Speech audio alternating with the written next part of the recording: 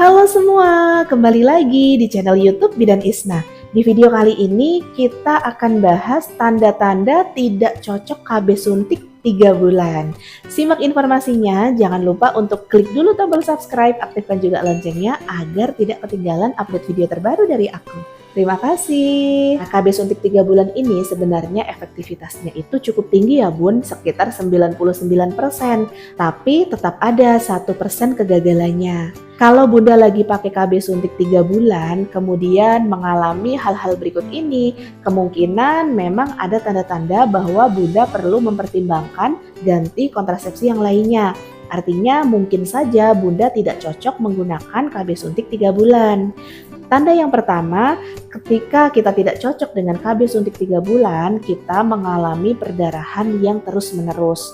Jadi, KB suntik 3 bulan itu adalah hormon yang dimasukkan ke dalam tubuh kita. Ketika dimasukkan KB suntik 3 bulan itu, maka hormon di dalam tubuh kita itu terpengaruh sehingga membuat lapisan dinding rahimnya tipis, kemudian mengentalkan lendir serviks sehingga mencegah terjadinya kehamilan.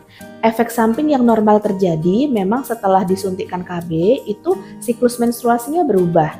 Yang tadinya menstruasi bisa sebulan sekali, ini bisa tidak haid sama sekali, atau haid cuman ngeflek, atau bahkan mens terus-terusan.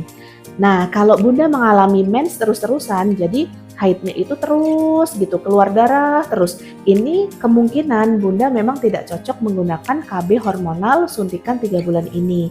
Ada baiknya untuk dipertimbangkan ganti metode kontrasepsi yang lainnya. Tapi kalau perdarahannya itu hanya sekitaran 1 minggu setelah disuntikan, kemudian seminggu berikutnya itu mengeluarkan darah seperti kayak flek-flek, kemudian berhenti, ini masih termasuk normal karena proses penyesuaian tubuh kita dengan KB suntikan itu. Yang tidak normal apabila bunda mengeluarkan darah banyak, terus-menerus, dan lama sekali haidnya. Ini kemungkinan bunda tidak cocok menggunakan KB suntik 3 bulan. Tanda yang lainnya ketika bunda tidak cocok menggunakan KB suntikan 3 bulan, bunda mengalami nyeri kepala hebat. Pusing memang salah satu efek samping suntikan KB, tetapi normalnya pusing ini hanya berlangsung sementara, tidak terus-menerus. Kalau bunda mengalami pusing terus-menerus, bahkan sakit kepala hebat, tidak tertahankan, mungkin sudah minum pereda nyeri juga masih pusing, masih sakit kepalanya, ada baiknya pertimbangkan untuk ganti kontrasepsi yang lainnya. Kemudian tanda yang ketiga, ketika bunda tidak cocok menggunakan KB suntik 3 bulan, mengalami peningkatan berat badan yang terlalu berlebih.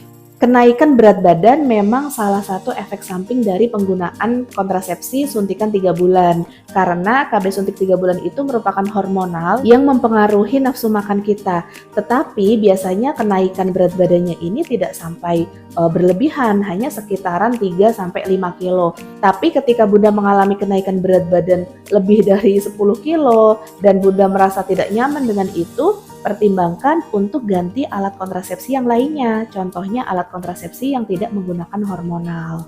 Tanda selanjutnya ketika bunda tidak cocok dengan KB suntikan 3 bulan, kemungkinan mengalami keputihan yang berlebih.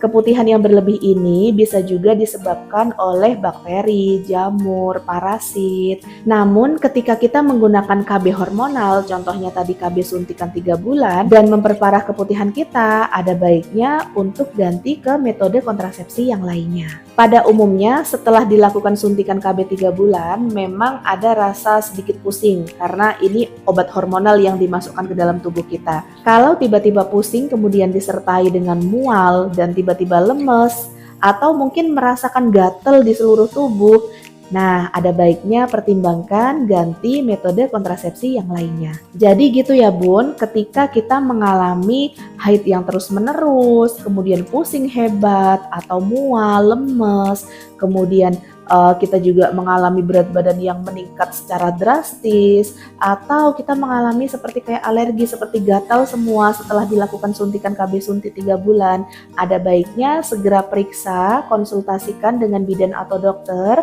dan juga pertimbangkan untuk menggunakan alat kontrasepsi yang lainnya. Oke, mungkin itu dulu yang bisa aku sampaikan. Terima kasih sudah tonton videonya. Jangan lupa untuk klik dulu tombol subscribe, aktifkan juga loncengnya agar tidak ketinggalan update video terbaru dari aku. Terima kasih.